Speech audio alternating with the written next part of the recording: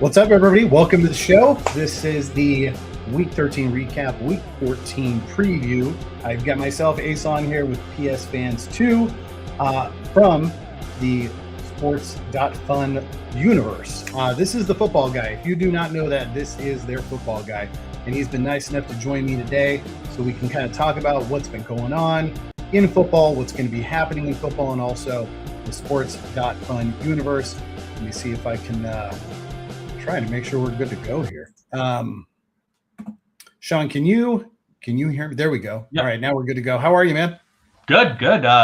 Another weekend under the books, so it was good to get that done. I know we had a few announcements this week. I was able to watch your pack opening last night. I watched it on 2x speed though, so I was zooming through it because I wanted to see who you packed, and definitely some interesting comments you had that we can talk about on the show today. Man, it was a lot of packs. Like, I had done some pack rips before, and it was like 4 packs.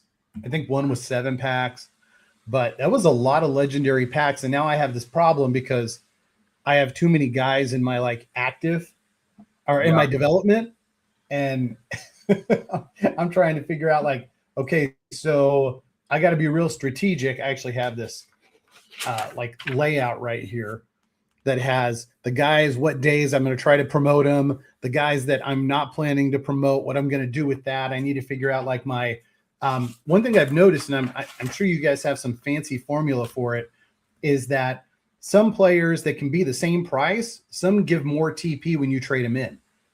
So I'm assuming it's like active shares kind of come into that equation. And but I don't know if you know what that equation is. It would save me a lot of time. No, actually, that's outside of my realm, so I don't know exactly how that works. Typically, typically it's viewed as obviously the more expensive players are going to give you more TP in return upon cutting them. I don't know exactly what the formula is to go into that, but I think that's typically how it works. But yeah, I know that obviously if players are in the same ballpark, it can be pretty tied together, so that makes sense. So tell me how you did this week. I know you got to watch mine. Let's see. So unfortunately, I did not have as good of a week as you relatively. Like, I think we had a pretty similar port size in the past. I don't know exactly. What's your roster value at right now? Well, I dumped some stuff yesterday. Totally get it. So I'm down around 9 until I can develop these guys, but I normally sit between like 10 and 12. Yeah, so we pretty similarly have a port value of the same ballpark.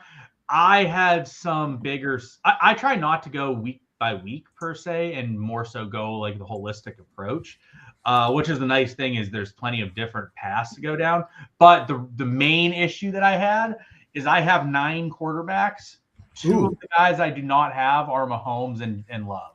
Oh, so because of that, I did not have near as good of a week as I would have liked, especially on a week where we had a bit of boost within the platform for Thanksgiving. So I didn't do as well as I would have liked, which was unfortunate, but that's okay. I still ended up with around 39K tournament points, I think.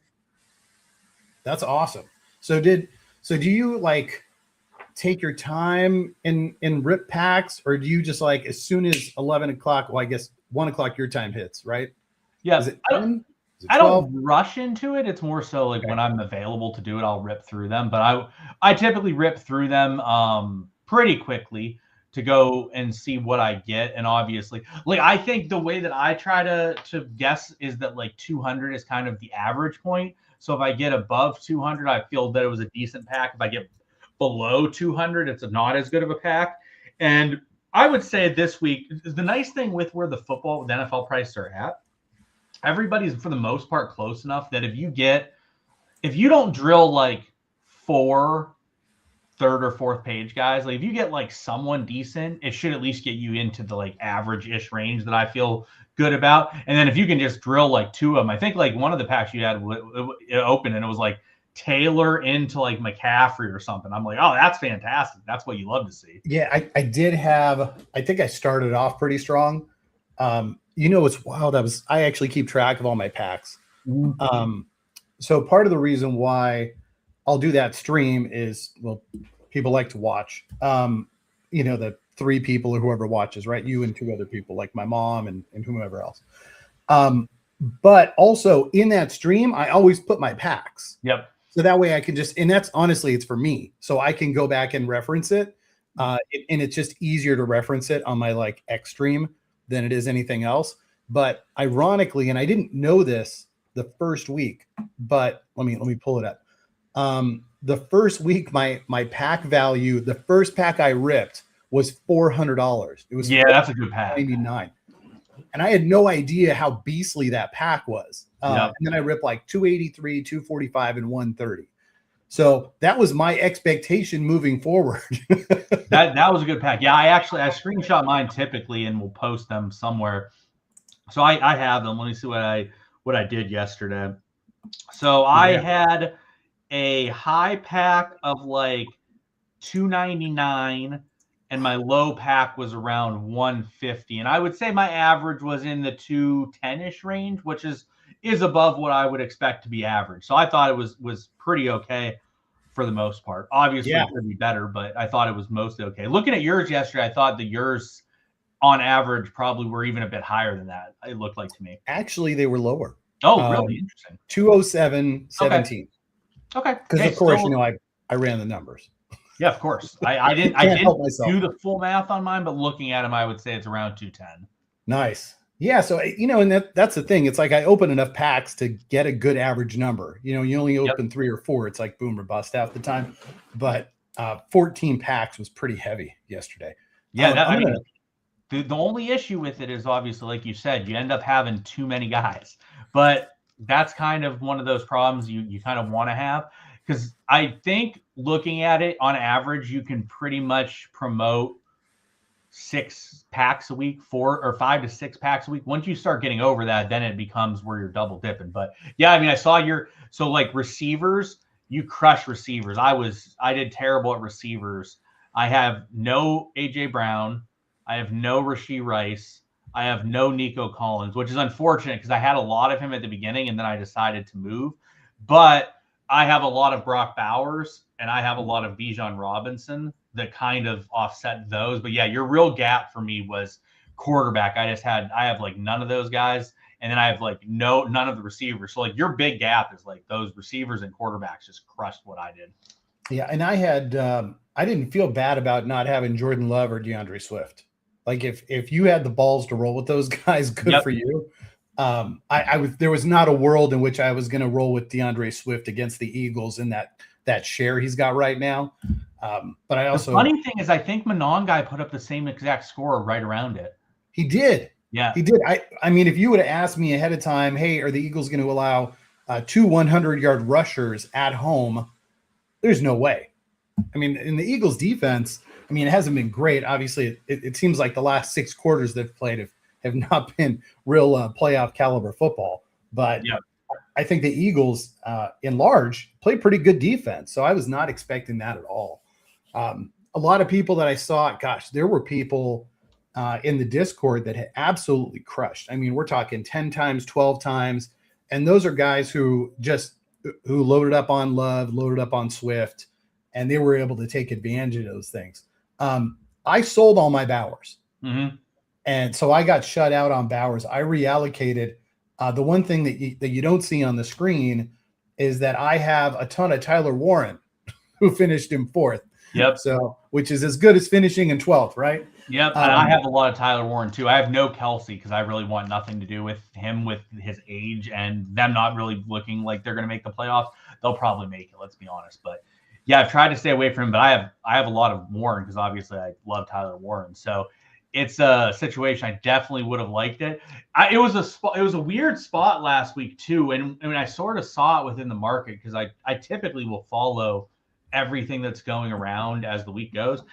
I was not feeling good about quarterback on Thursday. Let me tell you. I was looking at it and I'm like, yeah, these scores are all good enough to definitely finish in the top 3. We might not see anyone else crack it. Sure enough, they didn't. Similarly, at running back, I was looking after Thursday. I'm like, oh man, running back is wide open right now because nobody really did anything at running back. So I have very similar amounts of Hampton as you do. Wish he got that extra 0.2 points to jump ahead of Swift. That would have been lovely. cannot believe Patterson came in I and know that touchdown. You know, and me being a Charger fan, I'm watching the game, and obviously I'm enjoying it because we're just destroying the Raiders. And I'm like, why are we seeing so much Patterson? Yeah. But you know, Vidal's not a big dude, and I know he was more of a workhorse in college, but he didn't play much last year just because he wasn't able to work into rotation. And then this year he's really stepped up, which is great. But he had a ton of touches in the first half, and I think that's why they were kind of trying to like pump the brakes on him a little bit at the fourth. But yeah, I thought he earned that touchdown. Obviously, a little vested interest with 40,000 shares of Hampton, but is what it is. I did dump all my Hampton. I dumped all my AJ Brown, all my Lamb, and all my Nico Collins. Okay. So I haven't figured out exactly where I want to be able to diversify or to reallocate this week. Because honestly, I don't even think I have enough wide receivers to play this week. But with my rips, I've got Nakua now, and I've got JSN. So worst case scenario, I can just roll some studs out. Let me pull this graphic up for you. I want to show you what the experts are thinking for this week. Let's kill this. Yeah, I think I got Nakua was one of the guys I double dipped in packs yesterday. So I think I got like 8K shares of him, and I already have 25. So I was able to like add to him. So I think I'm on like 35K of him, which is great, 34. But it's awesome being able to just sort of stack these guys in their shares, knowing that if they put together a big game, you're going to get a nice reward set from them. And, you know, the funny thing is, so I ripped 15,000 Jonathan Taylor yesterday. Which, that's fantastic. I actually noticed that. I noticed you ripped a lot of Taylor. And I did not realize I had ripped that much until I went back. And I was like, oh my gosh, there's 15,000 Jonathan Taylor. For sure. And for those of you who have watched my pack rips, I have ripped 28 legendaries, I think, maybe 30 at this point. I have not received Josh Allen a single time. And so it's like an ongoing joke at this point. But so I just swapped my Jonathan Taylor for Josh Allen because they were within like 0.001 cent of each other. Sure. I mean, it just looks like a dime. I know it's not because obviously our numbers are smaller per share, but I'm like, they're within like 10 cents of each other. I'm just going to swap this. So I've got 13,000 shares of Josh Allen right now, which I am starting to slowly stack up Allen and Cook for the postseason. I've also been stacking up a lot of Ravens for the postseason. I know that's not a lock, and Lamar's kind of, I don't know if Lamar's going to be back, but I feel like at that price, I'm willing to find out. Yeah, so I actually did similarly, slightly different though. I added in recent weeks, which actually worked the week before. I added a bunch of Shakir because he was incredibly. I added a bunch of Michael Pittman because he was incredibly cheap. I added some Jared Goff, which I didn't previously have. I decided to add him right before Thanksgiving because I thought it was a pretty good spot for him. It didn't come through, but I added him for playoff reasons. I also added Cortland Sutton. Again, these aren't guys that I'm really expecting to just smash right now, but I want to get in on them before we really get a playoff run up, because in theory, like once you get to the playoffs, like there's not going to be many guys in some of these positions that they are competing against way less competition than others. Yeah, it's going to open up that window. Sutton caught a touchdown, which he was close. I think he got 6. I think he got 6. Dobbins got 6. He was sweating me. And I had a bunch of both because I started to add them for playoff purposes. I did not have any Broncos. And it's not because I'm a Chargers fan. It's just because, you know what? That's not true. I bought Harvey like 10 minutes before the game started at Dobbins, with the injury cover being Harvey. Yep. I bought him like 10 minutes before the game. I watched the first 2 drives and I said, I've seen enough. So funny is you actually talked about this guy yesterday. I was thinking about yesterday selling my shares of Travion Henderson because I watched that game and I just was not loving what I saw between him and Ramondre. And for that play calling wise? Yeah, just there's too much Ramondre going on that it really. Oh my God, so many 2 running back sets with both of them. Yeah, too much for me to really be like, So anyways, I've tried to position myself while still having the studs, the guys that won't make the playoffs, the Trey McBrides, the Brock Bowers. I've tried to also start because like if I look at the trades and if I look at the receivers, let me look at the receivers real quick and I can probably find some examples. I have a lot of the receivers. I think that one thing people aren't really, I think something people haven't fully solved yet is that if you play one of these lower end guys that are very cheap and you have a big share of them, if they get a third, it pays off way more than like what these studs are doing if they win. There's a lot of value to be had in the cheaper guys right now. But yeah, so like for example, I don't know, let's see, someone who's up there. CeeDee Lamb, I have a lot of CeeDee Lamb, but like I don't need to add more CeeDee Lamb when I can just maybe add some Zay Flowers. I know you talked about having some Zay Flowers. Adding a Zay Flowers from a playoff perspective, I tried to do though is I tried to add guys that were like, I'm pretty confident they're going to be in the playoffs, like the Broncos, and figured I would deal with the Baltimore side of things more so as we got closer to the playoffs. Yeah, I did go a little nuts so I thought Henry was going to have a beast of a game against Cincy because everybody's just been running Cincy up and down the field. Their defense somewhat showed up. Obviously, Lamar Jackson's 2 fumbles helped out, and that questionable pass interference on Zay Flowers on that touchdown didn't help me any. But they've got a great matchup this week against Pittsburgh, and they face Cincy again. And I don't think I think they're going to run it back, and things are going to be a little different the next time that they play the Ravens. So I went yesterday and I swapped some AJ Brown shares for some Zay Flowers shares, and now I have an absurd amount of Zay Flowers. So I should at this point probably go get a jersey, like a signed helmet. I've got 100,000 Zay Flowers shares. So if he pops, I mean, even if he lands in 3rd or 4th, that is a huge W. Well, I mean, look what you got from, obviously it was a bit bloated last weekend, but like, look what you got from AJ Brown last weekend for finishing first. You'll get so much more from that from Flowers if he gets like 4th or 5th. And it's not unheard of for any of these guys to get the number. We actually were talking about that internally because we were talking about the guys that will not receive TP in the offseason, which would be the guys that don't collect any during the season at all. I'm pretty sure now this disclaimer here is I got to go through and do the injury cover for some of the guys. So maybe some things will change, but I'm pretty sure every receiver, tight end, and quarterback have at least finished in a position of place since week 1.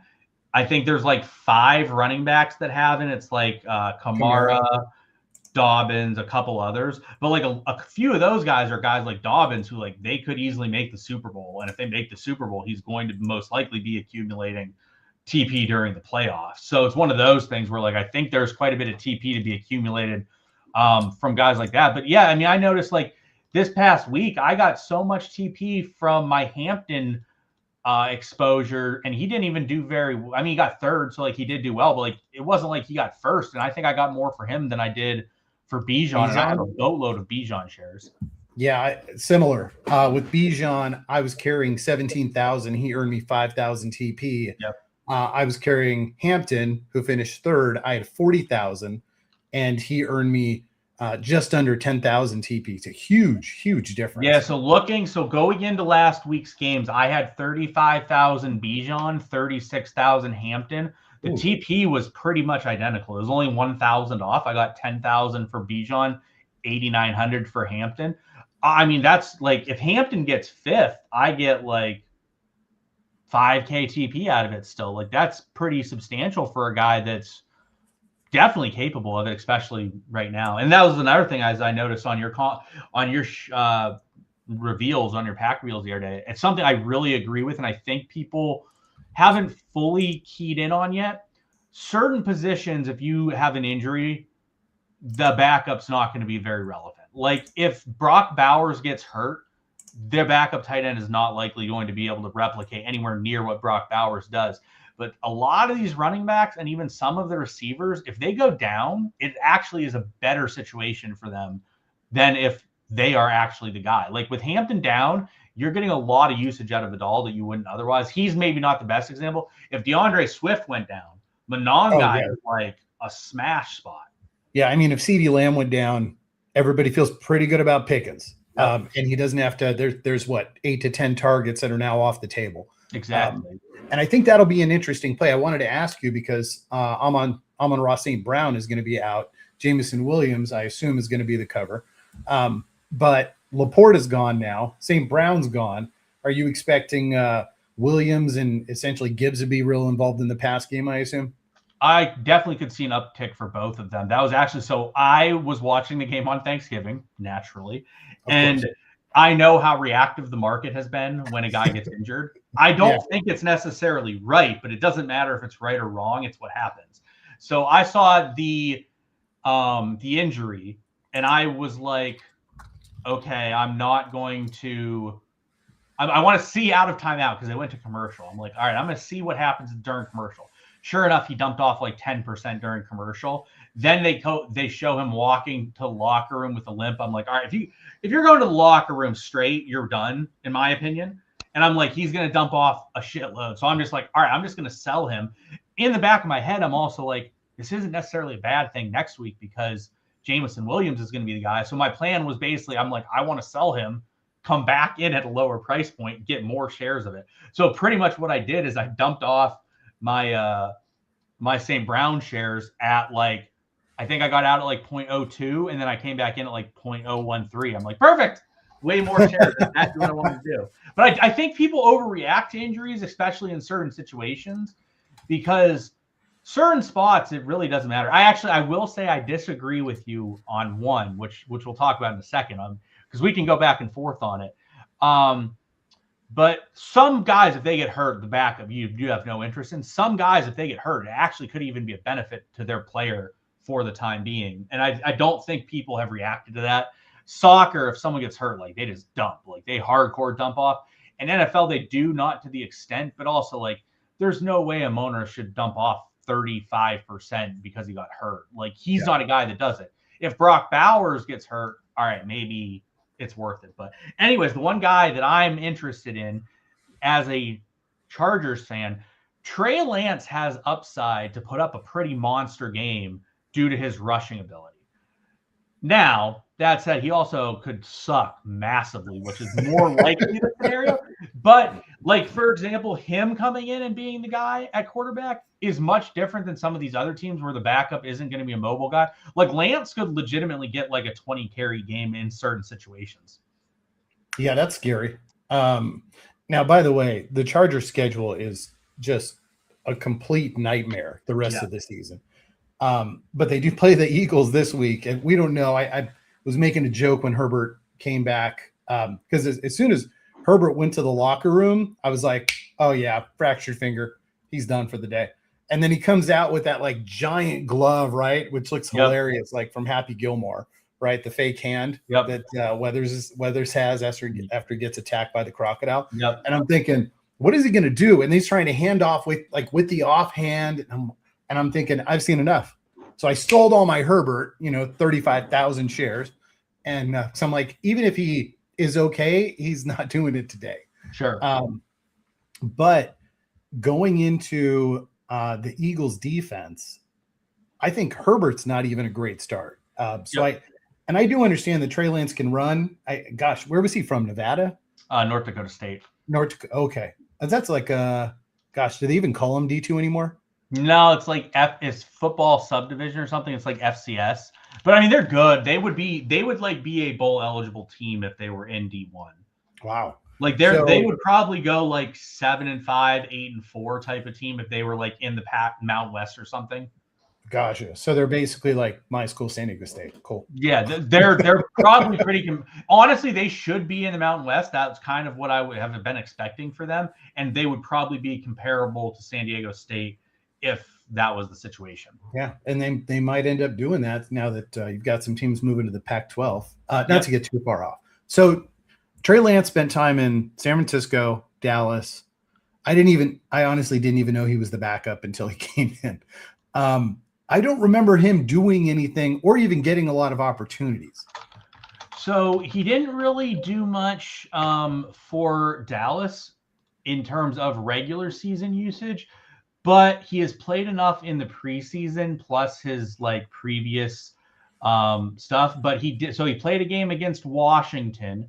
He went for 250 through the air and had 26 on the ground. Wasn't great. That was a regular season game. And then he played the Bears a couple years ago, but he hasn't really played much during the regular season. He did have a start in his rookie season against Arizona. He went for 200 through the air, and then he went for 90 on 16 carries on the ground. And then the real thing is, like, I've seen him in some of the preseason games where he like gets a full game. He has 100-yard potential and a touchdown on the ground rushing upside.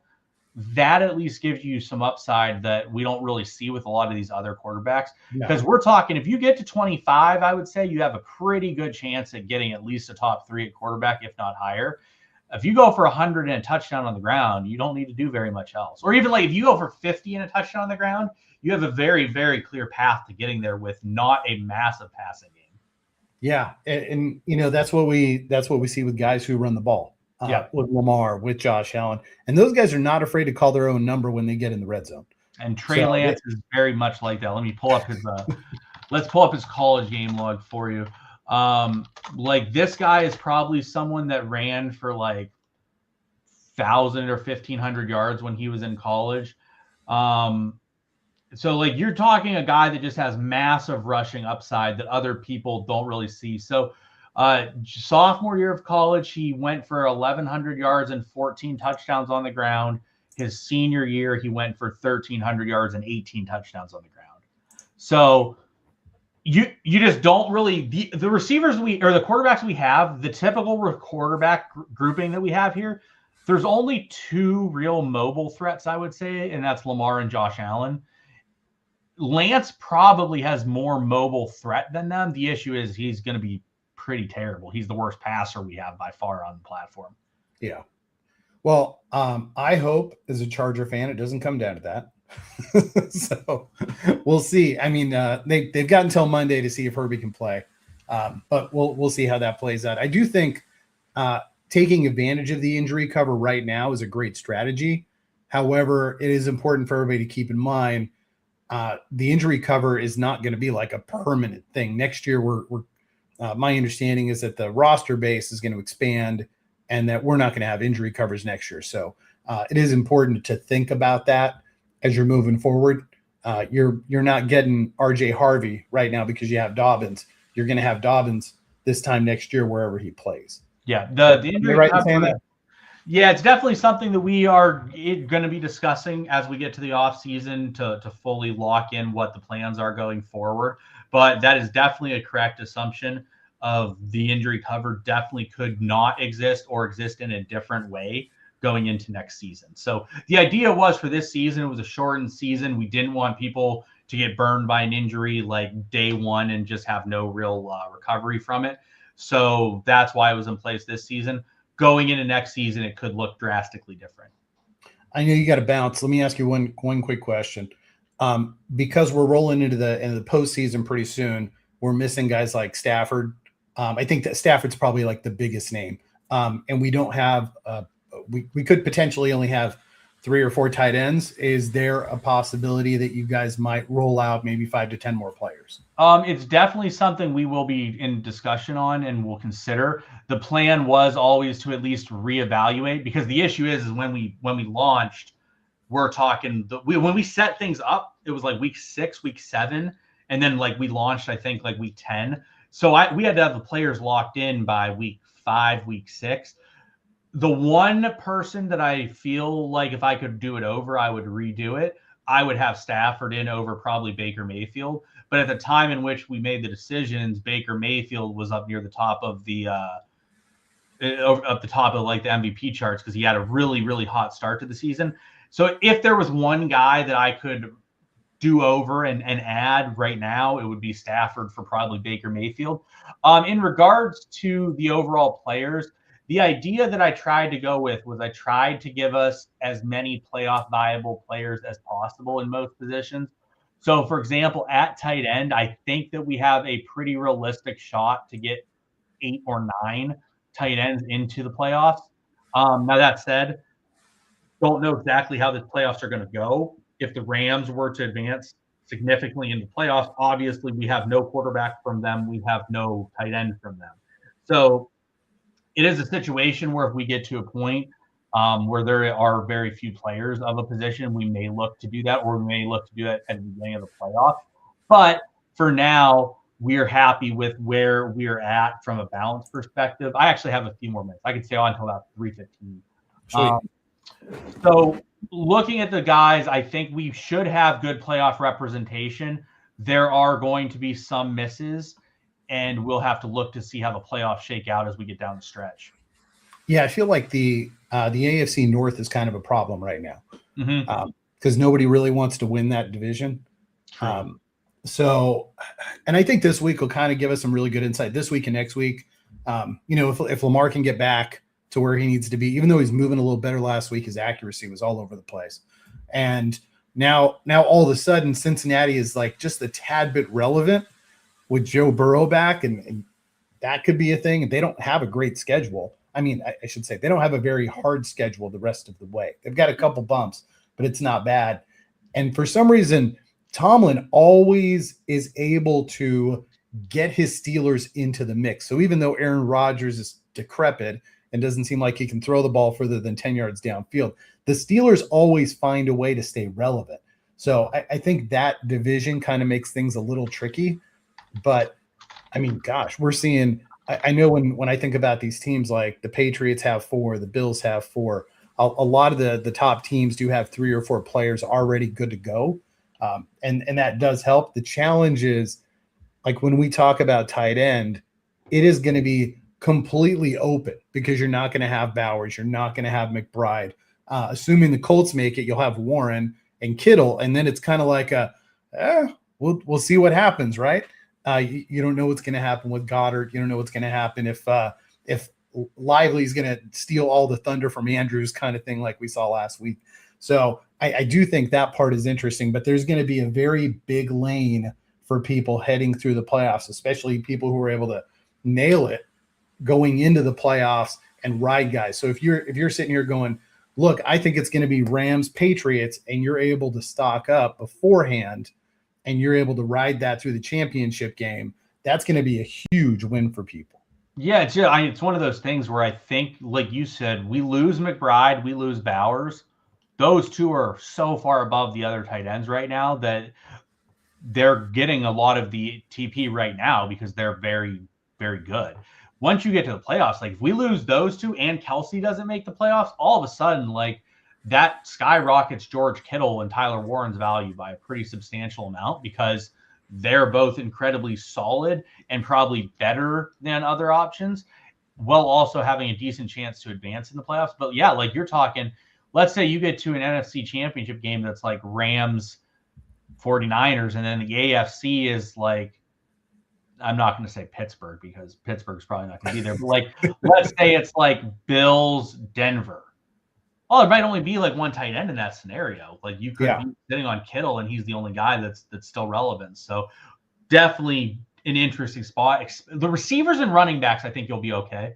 It's more so the quarterbacks and the tight ends. So like we have a situation where probably you're looking at somewhere between like 7 and 10 at each position, obviously hoping that we get more than less. So we'll see how it plays out over the next few weeks.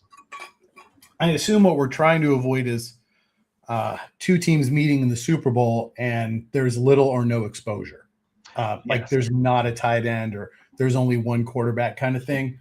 And I'm sure that you guys behind the scenes have had those talks. And it's tough. You don't have a crystal ball, right? Correct. So you're just trying to make sure you've got enough coverage for that. Yeah, and let me even pull up real quick, see what the standings are. Because like at this point, I think we have a pretty good idea who's definitely going to make the playoffs. Like at this point, I think the Patriots are for sure going to make the playoffs. Yep. And with New England, we have all 4 positions. Yep. Which again, that was kind of like I don't know if Diggs would have made the cut. I don't know if Henderson would have made the cut. I don't know if Henry would have made the cut. But at the time in which we were doing it, they were going to make the playoffs. So it incentivized adding them. Buffalo, I believe we have all 4 positions. Again, like at the time of doing things, we included Kincaid because Buffalo is very likely to make the playoffs. And honestly, once you get past like 8 or 9 tight ends, it's like pretty rough anyways. So I might as well add a guy that's going to make the playoffs. Ravens and Steelers. Baltimore, we have all 4 positions on Baltimore. Pittsburgh, we only have 2. I kind of think that Pittsburgh's going to fall out, though, so knock on wood, we'll see. Jacksonville is kind of an issue because we only have 2 of those. We don't have a quarterback or tight end. Indianapolis, I believe we have 3 positions. Yeah. And then the NFC. What's in the quarterback? Yep. AFC West, we have Denver. We have 3 positions covered for Denver, and we have, I believe, all 4 covered for the Chargers. So from the AFC perspective, every team has at least 2 players. Most of them have at least 3, and then about half of them have 4. If we don't sleep on the Texans. Oh, the Texans. I know we've only got 1. It's Nico. Yeah, Texans would be rough. Texans would be rough, and again, that sort of goes in line with the Texans, who's on the longest winning streak in the AFC, other than the Denver Broncos and the Patriots. The Texans, like when we locked in players and we were doing stuff, the Texans were 4-5 or 3-5. So like it's one of those things where the Texans were not looking like a playoff team. Then flipping over to the AFC, Eagles we have fully covered. Dallas we have fully covered. The Bears we have 3 of the 4 positions. The Packers we have 2. The Lions we have all 4. Tampa Bay, we have 3. Carolina would be an issue. We only have 2 for Carolina. The Rams, we have 2, but they are like the 2 best. Or we have 2. We don't have Stafford. That's obviously. I wish we had Stafford. And then Seattle, we have. Let's see what we have on Seattle. I think we have 2 on Seattle. Running back and a wide receiver. 2, and we have for San Francisco, we have 2 as well. So we have at least 2 players on almost every team that will be in the playoffs. The obviously worst case scenario would be something like a Rams-Steelers Super Bowl. In that situation, we would be light on the positions. So we'll see how it shakes out.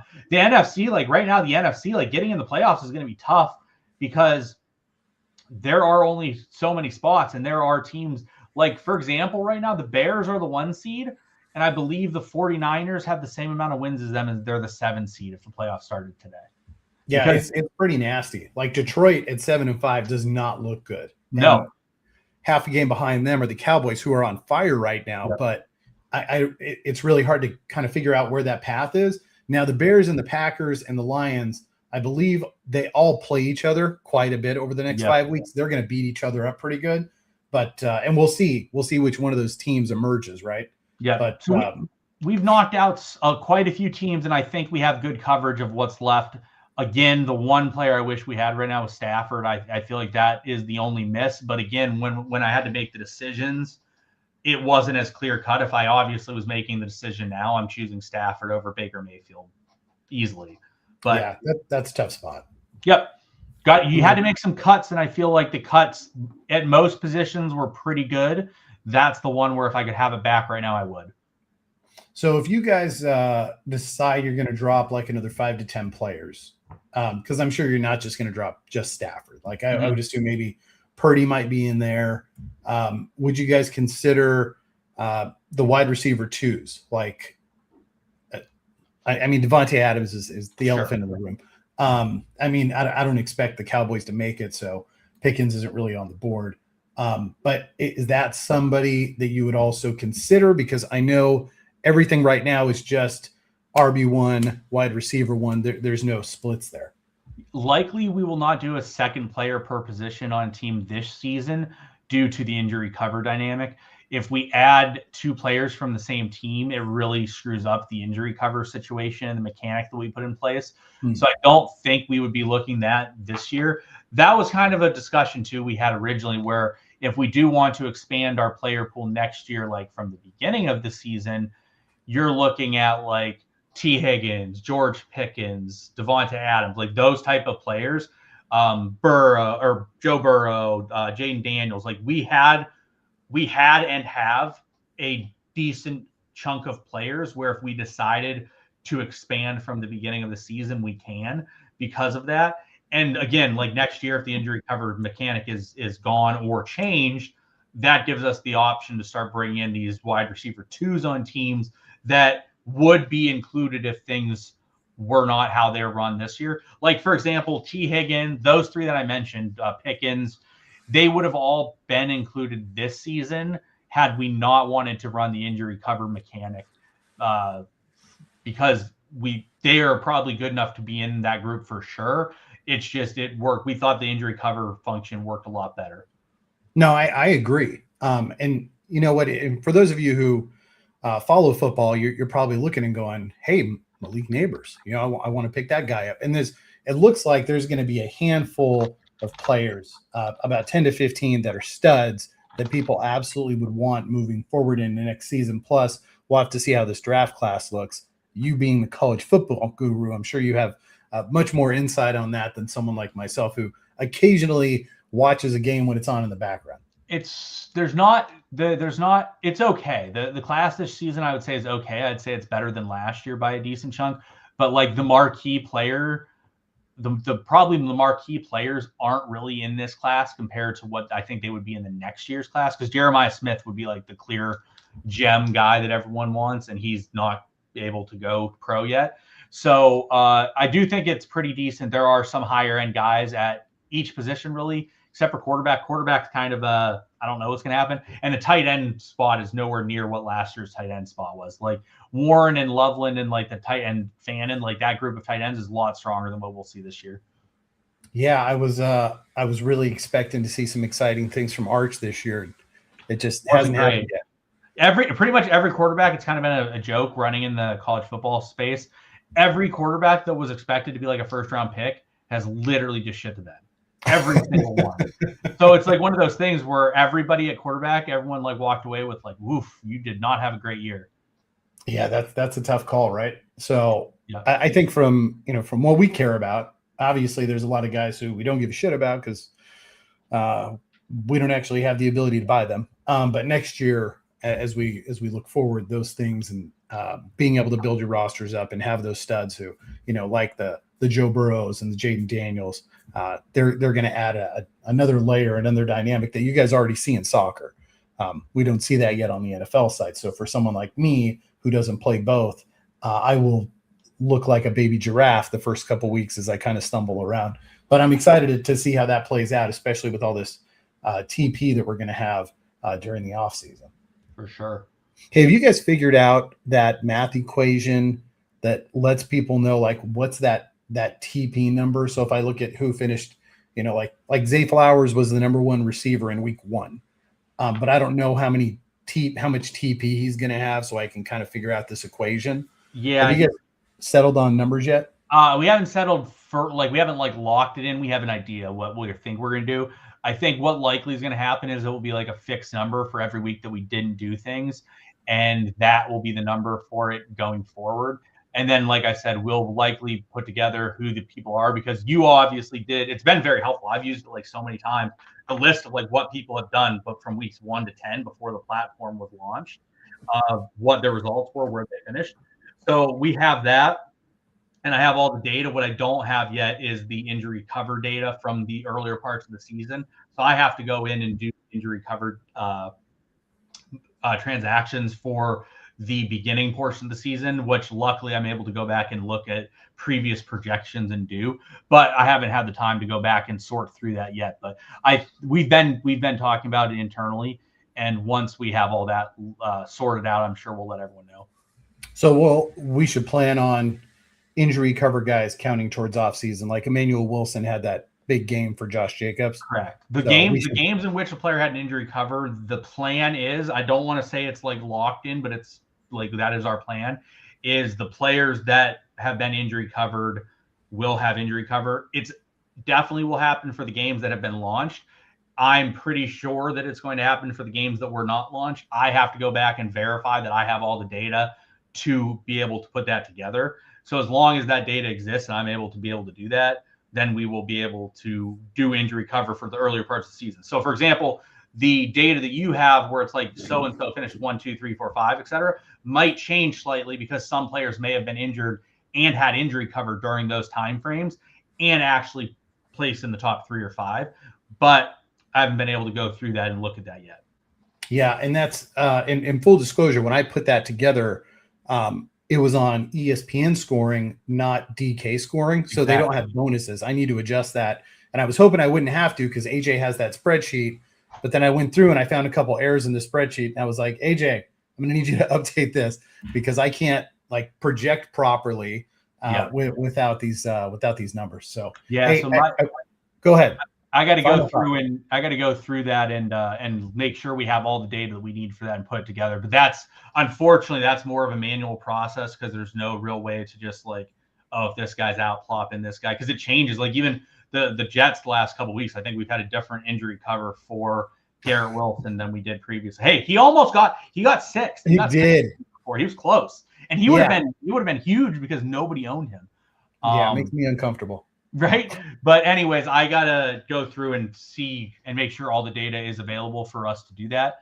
And once we have been able to verify all of that, we'll have more full answers on that. Killer stuff. I appreciate, I know we're up against it here. I appreciate your time jumping on today. For it's always fun to talk football with you. Yeah, maybe I'll pop on again some point in middle of December. I'm out of town next week, so I won't be available. But middle of December, we'll hop in. Good. That'd be awesome. Man, I appreciate it. Have a great day. You too. We'll see you later. Look at that. I know how to hit the applause button. Isn't that great? Big thanks, PSU fans, too. He is the football guru for Sports.fun/NFL. I always want to call it football.fun, but I understand the confusion just because American football and, football, soccer football. So, okay, let me get on track. I had no problem getting off track because we were able to have PSU fans on. Always a pleasure to have him on. I do want to, before I jump in real quick, I do want to make sure that I plug these guys.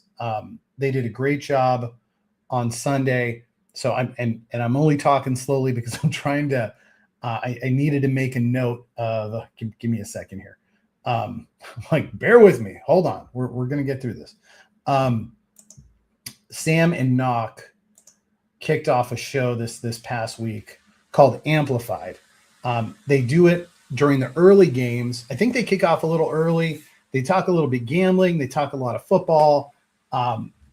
It is something that is not easy to do, especially when, if you watch NFL Network or you're watching something and they're able to cut to game highlights and they've got a rolling scroll at the bottom and they've got somebody in their ear doing the production.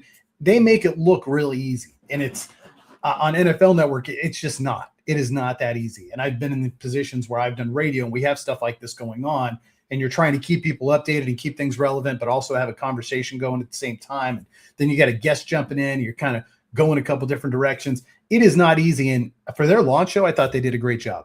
So if you want to dial in a little bit more on football, and I think they have a great dynamic because Sam's really funny and Knock is like meat and potatoes kind of guy. So in terms of X's and O's, I should say.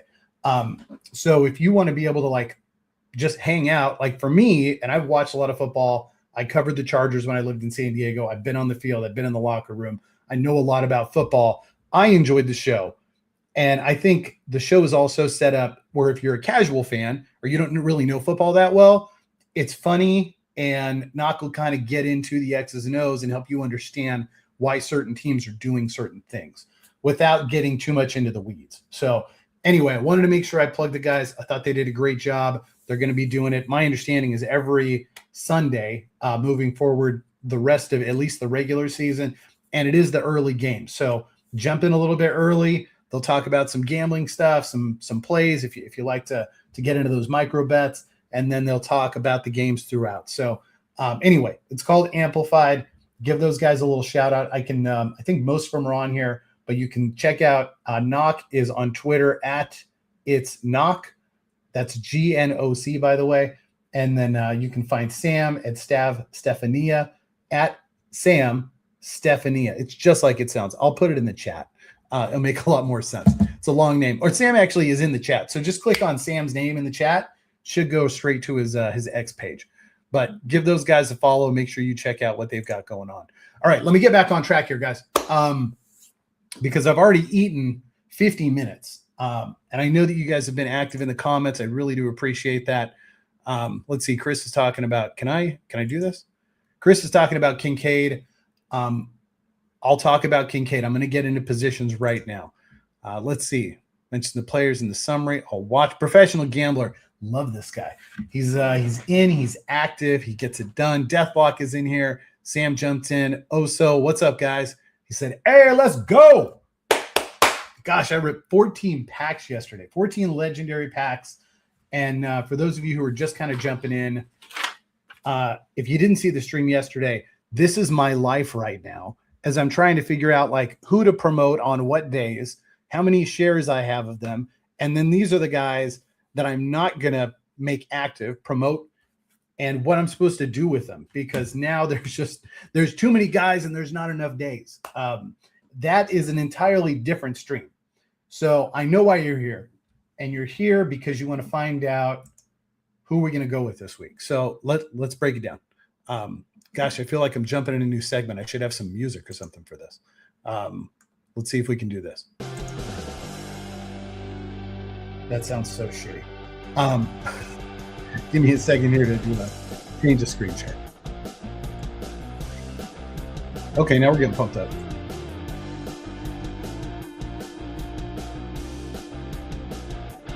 This is where we're going. All right, knock it off. So let's talk quarterbacks first. Now, what I didn't show you last week that you're able to see this week is the 14 through 18 preview in regards to softest and hardest matchups per player. So I'm sure for some of you, you're kind of looking at this going, okay, this is great. I can just take a screenshot. It does change all the time. I have not updated it this week. This is from last week's. So last week, I went through 13 through 18, and you can take a look at it here, right? Boom, over there. So you'll see weeks 14, 15, 16, 17, 18, and then the cumulative total. You want the highest numbers possible. The lower the number, the harder the matchup. So Pat Mahomes, 3 of the next 4 weeks has terrible matchups. He's still Pat Mahomes, right? But he's got terrible matchups. A 9.6 for the rest of the season is brutal. And then you're looking right above him and going, whoa, Lamar Jackson, 20.6. Now, don't freak out and go buy all the Lamar Jackson because I haven't stocked up yet. But I want you guys to see that and then look up at Jared Goff as well. So if you want to think about guys you want to hold for the next 5 weeks and you're looking for soft plays, you're not really trying to make a lot of moves here and there and a lot of trades, a lot of swaps, those are the guys with the softest schedules. Keep in mind, typically what you're looking for is high talent, soft schedule. You're not necessarily looking for low talent, soft schedule. Those guys hit once in a while. We saw that with DeAndre Swift, and that wasn't even a great matchup. DeAndre Swift, the Eagles just couldn't stop the run for some reason. I don't know if they're allergic to the cold, which would be a terrible thing for playing in Philadelphia. However, they couldn't stop the run. So let's look at this really quick. Wow, we'll look at this real quick. Softest matchup this week. Jared Goff, he's going to be my play. For those of you who already asked, who are the guys that are cheaper, that could have the upside, don't have a ton of active shares? Jared Goff is that guy. They're playing the Cowboys. I wanted to go on a team-by-team preview, and if we have time, I'll do that. But I think Jared Goff is great. I think Josh Allen is going to be the number 1 guy this week. I'm still on the Lamar Jackson bandwagon. I know there's probably just me and Adam on there right now, but I still have faith in Lamar. I'm like DCA Lamar Jackson shares. For me, DCA buy Lamar Jackson shares as I'm moving up here. He's got a great matchup this week and next week. Mid matchup and tough matchup. I don't know who he's playing in week 3. Yeah, no idea. He's probably maybe Kansas City. Anyway, and then he finishes strong with 27. Jared Goff is going to have a lot of games in a dome. We all know that. He throws really well in the dome. He does not throw well in cold weather. I am still not sold on Jordan Love. I know he finished second last week. He's got 2 soft matchups the next 2 weeks. I should say 2 of the next 3 weeks, but I'm just not sold on Jordan Love. Josh Allen, as you guys were listening when I was talking to PSU fans, I'm slowly adding more Josh Allen and more James Cook as we go. But to give you an idea, those are the matchups. So Baker's got a mid matchup. Hurts has a tough matchup against the Chargers. I think he's still going to push. He might run. So here's the thing with Hurts that we're going to look for. they opened the offense up in the second half. And I know they were losing, but they opened the offense up and they finally had some success. If they can do that, now most teams, and the Eagles have been one of those teams who tries to run and run and run and run and then open up the pass game. And clearly that's not been working for them because Saquon has had a really tough time getting going. What I will tell you is that ideally in the second half, they figured out you got to trust Hurts to throw it a little bit. And if they let Hurts throw and open things up, it's going to open everything up for them. So it's going to open up A.J. Brown. It's going to open up Saquon. It's going to open up Hurts to run a lot more. So we'll see how that plays out. I view Hurts as much better than a 4 matchup. But at the same time, I wouldn't necessarily be like, I wouldn't tell you like, yeah, I'm going with Hurts just because I own a bunch of it and I'm just going to roll with it.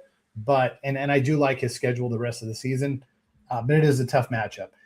It could be interesting if quarterbacks are soft because keep in mind Hurts and potentially Herbert play on Monday night. There could be opportunity there. Just putting that out there. Jordan Love, Allen, where's Prescott? Where's Dak? Dak is 24. We should expect, now I mentioned this on the stream yesterday. I just want to say this and then we're going to move on to running backs.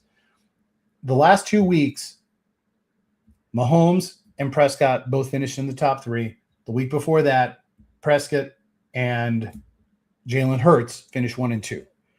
They both played each other. They're both in the same game. This week, it's Dak and it's Goff. So I'm not saying that both of them are going to finish, but I'm saying they're going to throw the ball a lot. So unless the Lions come out and they are absolutely committed to running the ball all the time, running the ball 40, 50 times with their 2 stud running backs, they're going to get into a shootout, and it's going to be a great game. So anyway, that's all I have to say on that. Let's move on. And by the way, I am trying to keep an eye on comments. So if you guys have comments or questions, I'm happy to jump in on any of that stuff and give you my 2 cents. All right, let's kill this. And let's jump on to the next screen. We're going to go over running backs next. And yep, here we go. Okay, so Kamara's got a great matchup. Neal did not show anything against the Dolphins. Not interested. Chase Brown absolutely cakewalk the next 4 weeks. I do not have any Chase Brown exposure. That will likely change here shortly, but he's got a cakewalk over the next 4 weeks. That is the guy. So if you're looking for the low price guy with the high upside at the running back position this week, my guy for that is Chase Brown. Like I said, I don't have any exposure yet. I have not had any time. Instead of working the market, which I probably should have done, I prepared for the stream. So if you want to go hype up Chase Brown, do your thing. But that is the guy who I think is going to be a nice bounce. Bucky Irving looked good last week, and he's got a cakewalk the rest of the season. He's got a mid matchup and a cakewalk the rest of the way. I think it's going to help Baker a lot. Also, the Buccaneers. Oh gosh, what are they? It was Evans and I think. Gosh, I cannot remember their other receiver's name. They just designated them for practice, put them in the 21-day practice window. So we're probably going to end up seeing Godwin, Egbuka, Evans all back here in the next couple of weeks. It's going to be pretty awesome. So Mayfield's actually going to have weapons. That is not my way of saying go by Baker. I'm just letting you know, I think the Buccaneers are going to play better football. I think having those weapons on the field is going to help Irving. What else do we have soft-wise? Gibbs and Cook, they're going to be studs. Gibbs is now the most expensive running back. Achane is second. I think Cook is great this week. I loaded up on Cook a little bit last week, knowing that he was going to have this soft matchup this week. Josh Jacobs, I don't trust Josh Jacobs. For those of you who've watched my streams before, he's dead to me. Kenneth Walker was super disappointing because the week before, it looked like he was starting to take the lion's share. And last week, Charbonnet runs for that touchdown. I'm trying to pull this up right now. I want to pull up that box score. Ideally, if I had time, now I think I can do it. What I want to do is pull up snap counts. So bear with me here. I'm going to do it in real time, which is never ideal, right?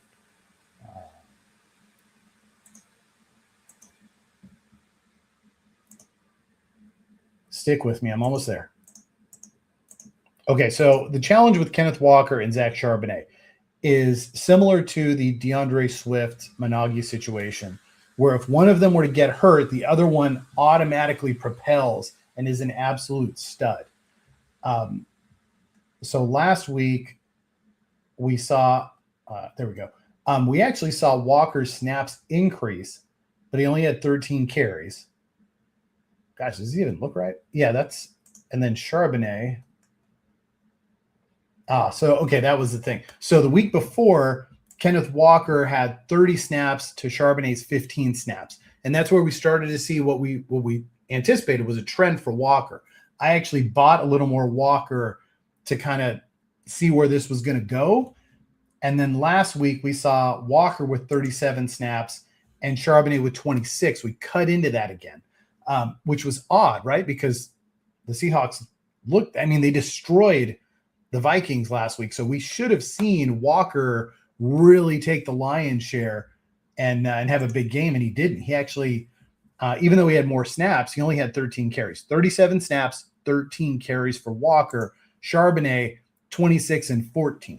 So Charbonnet was actually over half of the snaps he took, he got the ball. Walker, although he did have 3 catches, he's closer to like 35% of the times he was on the field and got the ball. So read into that what you want, but I think I just don't trust it yet. I don't trust it. And I like Walker, and they have a super soft matchup this week.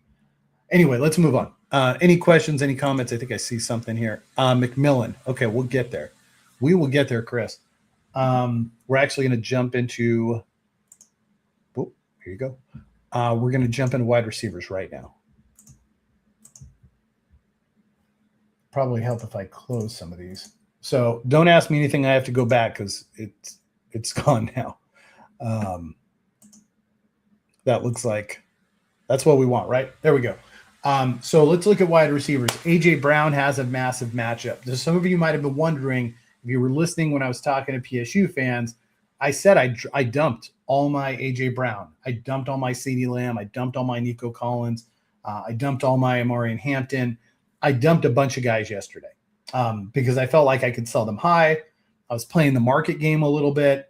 I was going to wait for it to settle, come back in, or reallocate for this week. A.J. Brown has a very rough matchup this week. So I wasn't worried about it because I feel like what we're going to see is that Monday night, after watching what happened with New England, if A.J. Brown doesn't go off, he's going to get absolutely nuked. So I'm okay taking a timeout, or as for those of you who are Friends fans, you'd say I'm taking a break. A.J. Brown and I are on a break for this week. And then assuming he doesn't go nuts in the first quarter, he's going to get nuked. And then I'll just buy back all my A.J. Brown shares for half the price. That is the game that I am playing at this stage. Amon-Ra has an injury cover. Jameson Williams, absolute stud. He's not a high usage guy typically, which begs the fact. Let's see how many. He's typically not a high usage guy. He's their deep threat. He's fast as all hell. But with Amon-Ra out, it's going to be a little tricky. So he had 7 catches for 144 yards and a touchdown last week without Amon-Ra. He had 10 targets, which is a season high for him. Remember, no Amon-Ra, no Sam Laporta. So you could almost argue that Amon-Ra's injury cover could outperform what Amon-Ra would. And the reason why is because now Jameson Williams is going to get the lion's share versus when Amon-Ra is healthy, he's got to do that share with Williams. So hopefully I didn't lose anybody on that. But Jameson Williams is fantastic this week. Amon-Ra's price hasn't dropped very much. I'm going to take a quick look at it right now just so we can get some real-time stuff. Ooh. Swift down 8.9, Lamar down 6.2. It's a really nice entry point for Lamar. Stick with me. I'm not seeing. I must have missed it. There it is. So Amon-Ra's at 0.0157, which honestly, I feel a lot more comfortable with Amon-Ra around 0.012 with Williams in there. So I think Amon-Ra was a little overpriced anyway, but they do have a killer matchup. I'm not a buyer for Amon-Ra 0.0157. I'm also the same person who has not owned any Amon-Ra all season. So take that with a grain of salt. Not telling you not to buy him. I think he's going to perform. I just don't like him at that price. These other matchups are really soft, right? You've got Brian Thomas. The Cowboys have an easy matchup against the Lions, but you've got to keep in mind that Lamb pick and share. We saw Lamb eat a little bit the last couple weeks. It's probably going to free Pickens up. So I'm not as bullish on Lamb as I had been the last couple weeks, which is why I dumped on my Lamb. Olave, I know he got banged up a little bit last week. The Saints offense situation is not great. Sutton, touchdown last week. I did not look at the snap share for the Broncos yet, but they obviously have a soft matchup. DK Metcalf needs a quarterback. We're not even talking about it. Justin Jefferson, same thing. JJ McCarthy does not look like a professional quarterback at this stage. So, and I think part of that is, we've been a little spoiled with how some of these NFL quarterbacks like CJ Stroud just kind of came in and was good to go. There are other guys who just take time. Like Sam Darnold is a perfect example. Some guys they've got the tools, but the game is just too fast for them still. And I think JJ McCarthy could be one of those guys. And the sad thing is he had a year to watch last year, and it was injured, but he had a year to watch last year, and he's just not there. And Kevin O'Connell, he's the quarterback sleeper, right? He's the guru. He's supposed to be the guy who can get everything out of quarterbacks. And if he's not getting anything out of JJ McCarthy, it makes me really uncomfortable. With that being said, JJ's a top 3 receiver in the league when he has a quarterback.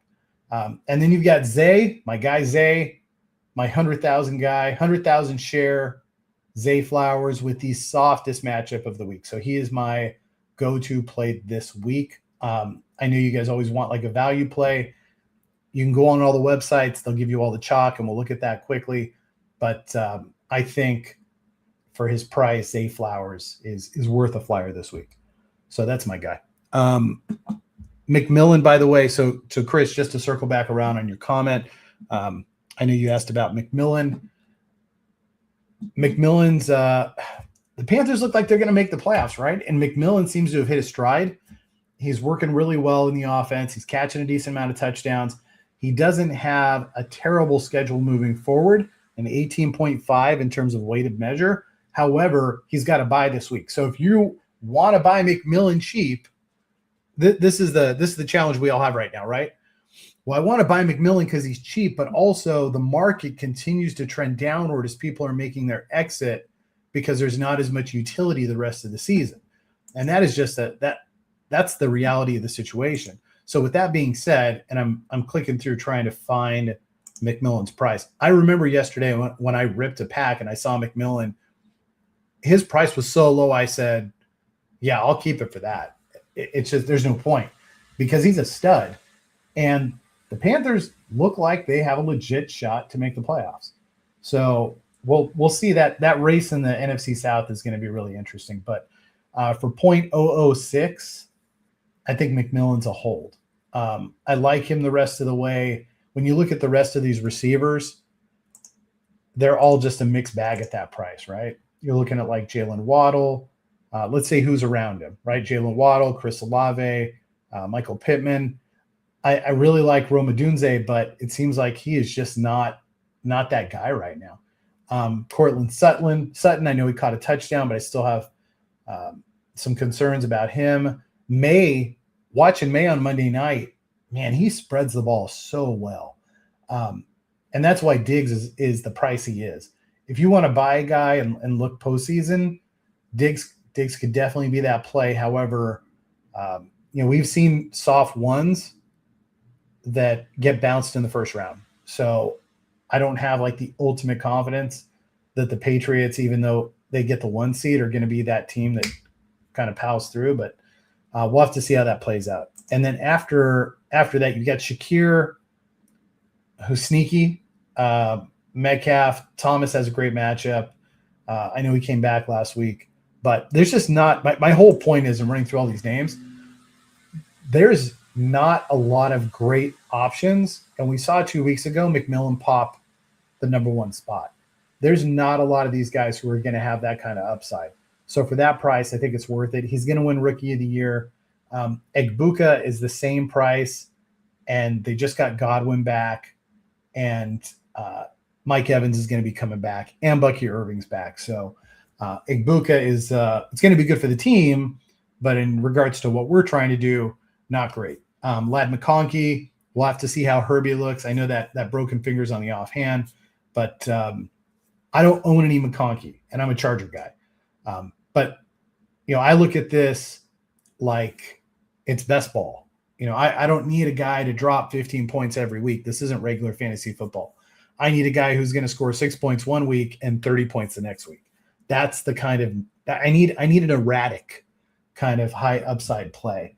And I just don't view McConkey as that guy. So not that he can't ever be that guy. He's not that guy yet. So and I feel like this is Waddle's opportunity to do that with Tyreek out. We just haven't quite seen him. Like, we've seen him get close, but he's not busting through. So anyway, that is what it is. So that there for Chris, for you, that is your McMillan breakdown. Let's get to tight ends, and we are down the home stretch right now with these guys. Let me kick this off.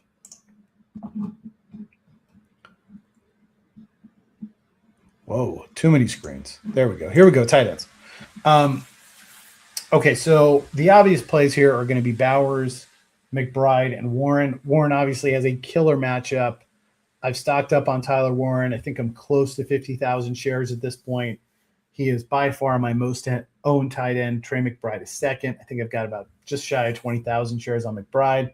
I do understand that McBride is automatic TP as long as Kyler Murray doesn't come back in quarterback. But Tyler Warren's got great matchups the next 4 weeks. He's just got to get the ball. He was sick last week. So you have to think, if Tyler Warren's not sick, he probably beats out Travis Kelce for that 3rd spot. We do have Kittle and we have Henry on bye this week. Keep that in mind. So there's only 10 tight ends. It is likely to go chalk. As I've always said, the tight end position is the most predictable position that we have, but it also offers the least amount of TP per position. So keep that in mind. Bowers looked great last week. He has a terrible schedule, but he is the best tight end in football. McBride with Brissett in there looks fantastic. And I think Tyler Warren's a good play. Kelce has a tough matchup. You've got Kincaid, who may or may not play. Goddard's got a tough matchup. Andrews looks like he got outplayed by Likely last week. He has the softest schedule the rest of the way. I should use my other hand. He's got the softest schedule the rest of the way. However, he's like a tight end 2 on his team right now. So, and then Gadsden, he's got tough matchups, and he's got a quarterback with a broken finger. Laporte is obviously gone. His backup is no good. And then you've got Kelce, who has terrible matchups. So the tight ends are really, I think you could say they're really open, but realistically, moving forward, if you roll chalk, Bowers, McBride, Warren, Kittle, the rest of the way, you're probably going to cash in at least 2, if not all 3 spots the rest of the season. So last thing we're going to look at, guys, by the way, I don't have a great play for you in regards to somebody who's cheap and could just like pop this week on tight ends. Tyler Warren is the guy that I expect to be able to finish first or second, but there's just not a lot of cheap plays on that. I'll take a quick look, but I just don't. It's not the way I view tight ends.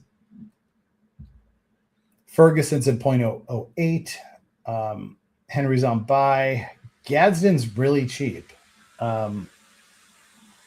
If you're thinking with the playoffs in mind, Kincaid is not a bad guy to pick up. You're just the trick is, if you buy Kincaid now and he has a bad game, or Knox is his injury cover. You know it's going to happen to Kincaid's price. So why would you buy it now?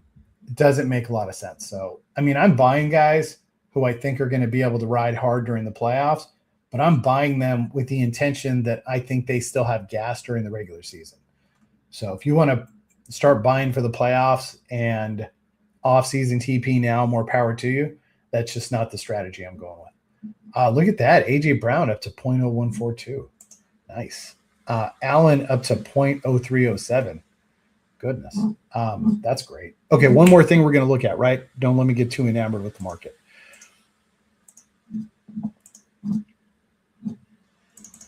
Nope, that's not what we want. Here we go. Okay, so here's what the paid people who do this for a living think that this week is going to look like.